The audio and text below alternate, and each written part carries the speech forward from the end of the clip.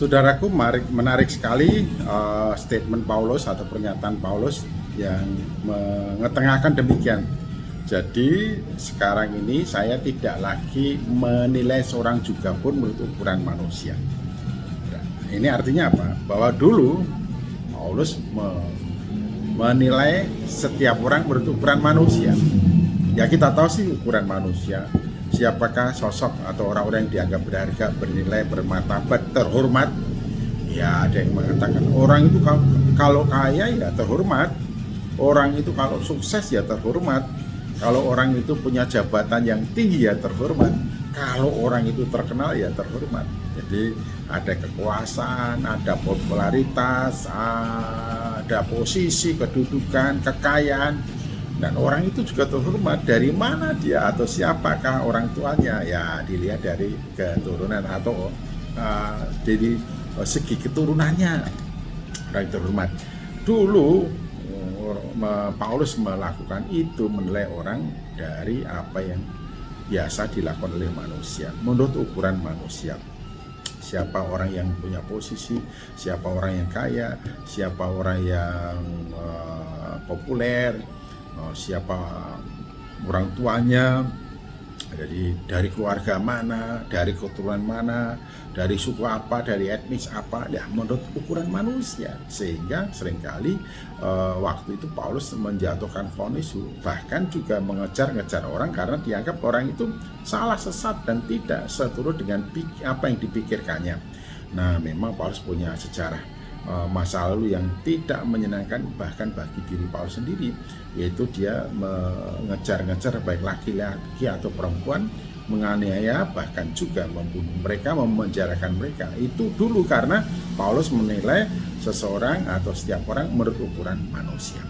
Tapi sekarang dia tidak melakukan yang demikian. Dan kalau dulu Paulus katakan, saya pernah menilai Kristus menurut ukuran manusia, itu masa lalu, dan sekarang bagiku hidup adalah Kristus dan mati adalah keuntungan.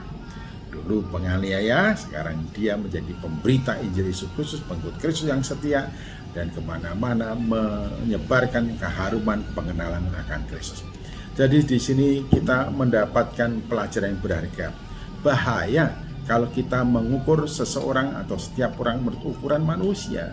Bukankah seringkali kita terkecoh melihat penampilannya, melihat nilai harga baju yang dipakainya, tas yang dibawanya, kacamata yang dikenakan, jam tangannya, aksesoris yang dipakainya. Kemudian seseorang itu memutuskan bahwa orang ini dalam strata ini, strata itu, orang ini sedemikian dan lain sebagainya. Paulus tidak lagi menilai seseorang menurut ukuran manusia. Samuel juga pernah ditegur oleh Allah.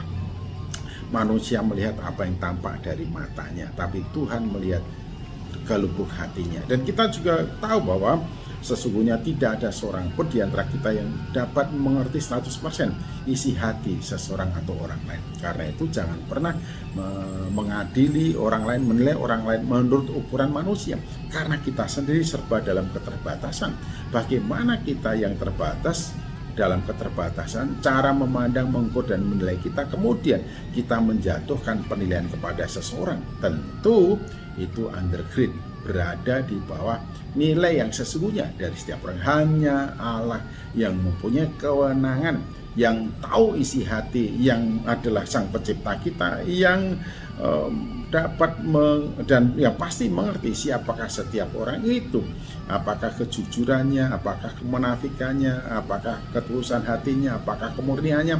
Tidak ada seorang pun yang dapat bersandiwara di hadapan Allah. Karena itu bagi barang siapa yang masih saja menilai orang lain menurut pikirannya sendiri, ukurannya sendiri, kata hatinya, dan kemudian menjudge seseorang, menvonis seseorang, mendikotomikan seseorang, maka bertobatlah. Sudah bukan pada tempatnya kita menilai dan menghakimi seseorang, sebab penghakiman itu adalah hak Allah. Sebaiknya kita melihat setiap orang menurut cara pandang Allah. Jadi setiap pribadi, setiap jiwa, setiap insan bernilai di mata Allah. Oleh karena itu Kristus rela mati di atas kayu salib, menebus dan membayar harga untuk setiap insan, setiap manusia dengan pengorbanannya, dengan darahnya, dengan kematiannya di atas kayu salib, supaya olehnya setiap orang mati atas dirinya sendiri dan hidup bagi kemuliaan Allah. Stop menilai orang lain menurut ukuran manusia, dan marilah kita memandang setiap orang bagaimana Allah selebihan mengasihi kita. Haleluya.